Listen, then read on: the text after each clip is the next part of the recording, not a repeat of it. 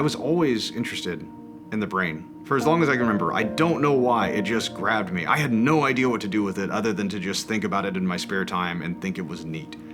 I grew up in a little town about 60 miles east of Dallas called Canton. Both my parents were landscapers, so college was never really the plan. I did not know what graduate school was. I did not know what a PhD was. I knew medical doctors were a thing. We didn't have insurance, unfortunately, so we really didn't go very often unless it was very serious. I had no idea that you could pursue those things professionally. Where I was from, most working age males, right out of high school, would either go to the military or the drilling rigs. I roughnecked after high school for a little bit and just worked on a drilling rig. And it was during that time that I ran into one of my high school friends who had been serving in Iraq. We started talking. It turns out he'd suffered a pretty severe traumatic brain injury. He looked just like I remembered him, just like I'd saw him 2 years ago. But he was a completely different person. I couldn't connect those dots in my mind.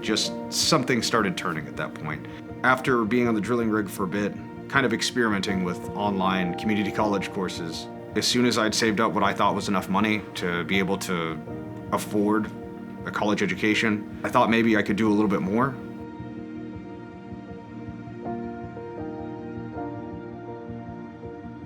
They're growing brains on microchips that he invented and then doing pharmacological and toxicological experiments on them. There could be some way that I could make this work towards traumatic brain injury.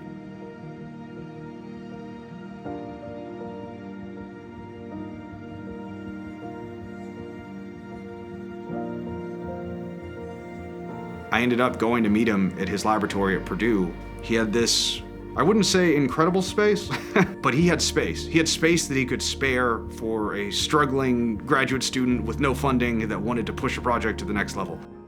TBI on a chip is colloquially what we call the project. It's basically a miniature incubator that's capable of supporting a kind of simplified brain circuit on a transparent glass microchip.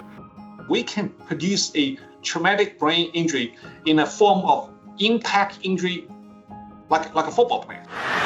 But then you also have another type of injury called blast injury, which explosion happen next to you, then you knock you out of consciousness. Even if you're not physically contacted by any object, the blast wave itself can come into play and compress your brain. And most importantly, we're able to monitor those brains, or the cells that make up the brains, the neurons, to subcellular levels in real time during the injury, which is unprecedented.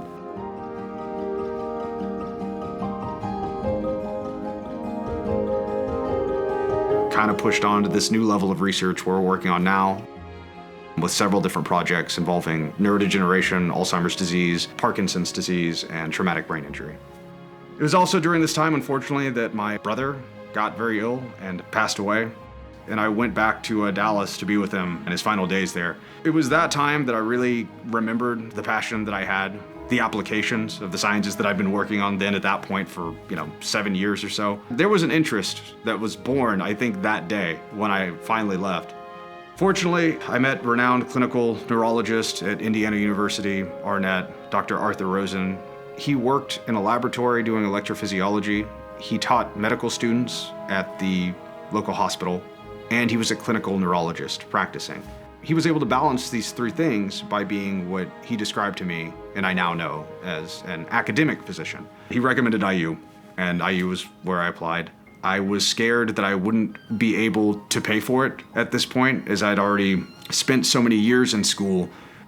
Things worked out to where I was able to get a great scholarship at IU, and they were really able to work with me. I even get to go to my campus that's next to my lab, so I've still been able to continue in research. Without the financial consideration from IUSM, the donors, and the gifts that I received, it quite literally would not have been a possibility for me. So I have to say thank you. Without that, I couldn't be here today.